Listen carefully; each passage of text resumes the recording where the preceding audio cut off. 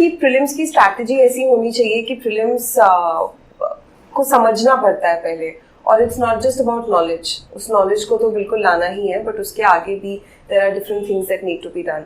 तो मैंने उन सारी चीज़ों पे इस अटेम्प्ट में काम किया. थर्ड अटेम्प्ट में भी मेरा बॉर्डर लाइन था.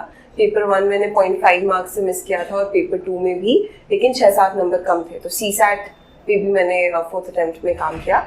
तो इस अटेम्प्ट में व्हाट वाज डिफरेंट वाज कि पेपर 1 में मैंने एम्फसाइज तो वही किया कि पास्ट ईयर क्वेश्चंस करो. मैं मॉक्स कुछ दिए मैंने, और कंसेप्चुअल क्लैरिटी, रिविजन्स, वो सारी चीज़ें हो. उसके साथ साथ the number of questions I was attempting, I increased it. अलग अलग लोगों के लिए अलग अलग चीज़ें होती हैं. कुछ लोग कम क्वेश्चंस अटेम्प्ट करते हैं, बट एक्यूरेसी बहुत अच्छी होती है, तो दैट वर्क्स फॉर देम. तो मेरे लिए व्हाट वाज वर्किंग इज कि मैं बहुत ज़्यादा नंबर ऑफ क्वेश्चंस अटेम्प्ट करूँ. मैं 100 के आसपास करती थी, और मेरे हमेशा 120 के आसपास सारे मॉक्स इन पास्ट ईयर्स में आने लगे थे. तो फिर that is something that I did. तो वो करके मैंने प्रीलिम्स क्वालिफाई किया. तो प्रीलिम्स को लाइटली नहीं लेना है. It's not just a qualifying examination.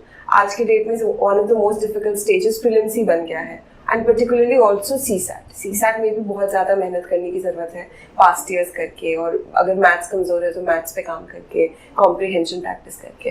तो ये चीज़ मैंने सबसे बड़ी चेंज की कि प्रीलिम्स से और भी बहुत ज़्यादा एम्फसाइज किया. आपने कहा कि आपका 3 अटेम्प्ट में आप प्रीलिम्स नहीं क्लियर कर पाई थी, तो एक सेल्फ डाउट या स्ट्रेस या एक प्रेशर सा क्रिएट होता होगा ऑब्वियसली. तो उससे आपने कैसा मतलब मैनेज किया, उसको कैसे हैंडल किया? 3 बार प्रीलिम्स नहीं निकला, फिर टचवुड उसका सीधे आपने UPSC क्लियर कर दिया. तो जो लोग का ऑलरेडी 2 बार प्रीलिम्स अगर वो फेल कर गए हैं, मतलब क्लियर नहीं कर पाए, I should not use the word fail, लेकिन इसके लिए जो ये मेंटल स्ट्रेस होता है, उसके लिए आप कैसे अपने आप को इंस्पायर रखते थे कि वो आग नहीं बुझे? मेंटल स्ट्रेस तो बहुत था. एक वैक्यूम सा बन जाता था हर फेलियर के बाद, क्योंकि उससे पहले लाइफ में कभी फेलियर देखे ही नहीं थे. तो पहली बार ऐसे हो रहा था, और बार बार हो रहा था.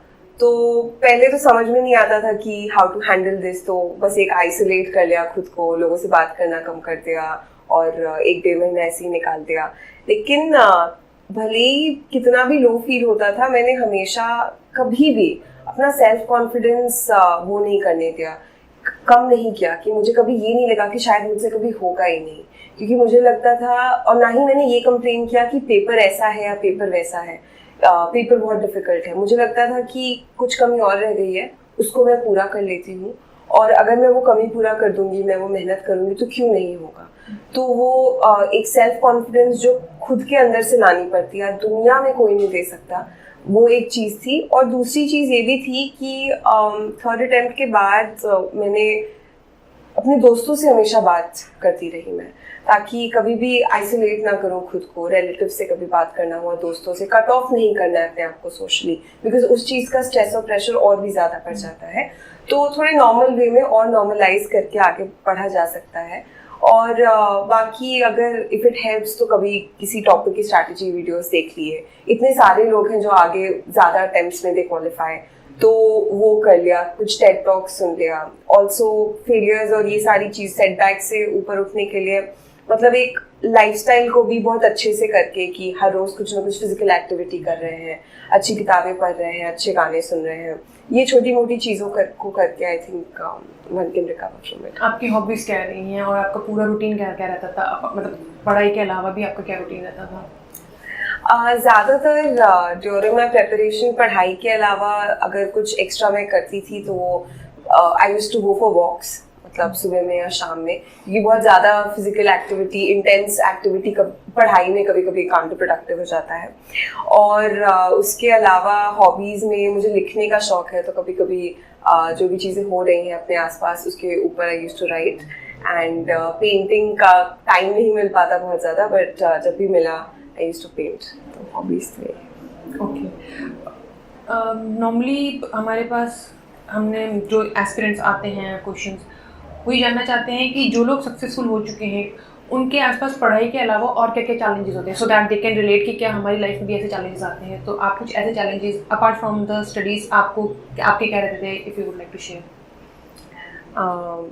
चैलेंजेस तो बहुत तरह के होते हैं, और जो सब नॉर्मल लोगों के लाइफ में होते हैं वो सारे चैलेंजेस होते हैं।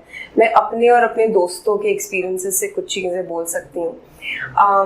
2-3 चीज़ें होती हैं। अगर आप अपने फैमिली के साथ रह रहे हैं तो एक फैमिली का जो इन्वायरमेंट होता है, जो एक कंफर्टेबल, मतलब फैमिली का मतलब ही होता है कि लोग आराम से रहें, बातचीत हो, ये सारी चीज़ें। तो उसके बीच में पढ़ाई के लिए वो एक अपना एक रूम में बंद करके वो शांति और वो टाइम टेबल अलाइन करना थोड़ा डिफिकल्ट हो जाता है। और अगर कभी फैमिली में ऊपर नीचे कुछ भी हुआ तो वो सारी चीज़ों में आप भी बिल्कुल इन्वॉल्व होते हैं।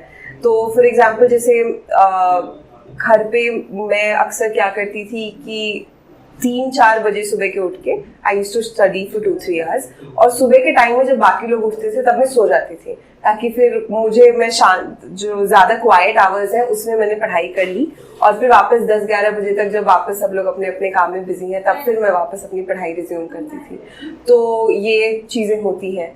फिर कुछ लोग होते हैं जो घर के बाहर रहते हैं, तो उनके लिए अपना रहना, खाना, सारी चीज़ें मैनेज करना अपने आप में बहुत बड़ा चैलेंज है। घर को रखना, टिफिन सिस्टम है या मेड रखनी है, ये सारी चीज़ें अरेंज करना, लिविंग कॉस्ट्स हो गए, कभी तबीयत खराब हो गई, वो सारी चीज़ें हैं। तो ये सारी यूजुअल चैलेंजेस हैं।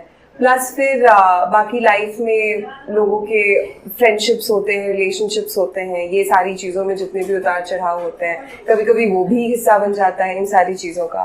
तो चैलेंजेस तो हर तरह के जो नॉर्मल लोगों के लिए होते हैं वो आते ही हैं। बात बस इतनी है कि थोड़ा सा उसको साइड करके, थोड़ा सा अपनी पढ़ाई को प्रायोरिटाइज करके आगे बढ़ते रहना। मतलब हमेशा ये ज़रूरी है कि 7-8, साढ़े 8 घंटे पढ़ाई हो रही है और बाकी चीज़ें साथ में मैनेज धीरे धीरे हो जाती हैं। तो चैलेंजेस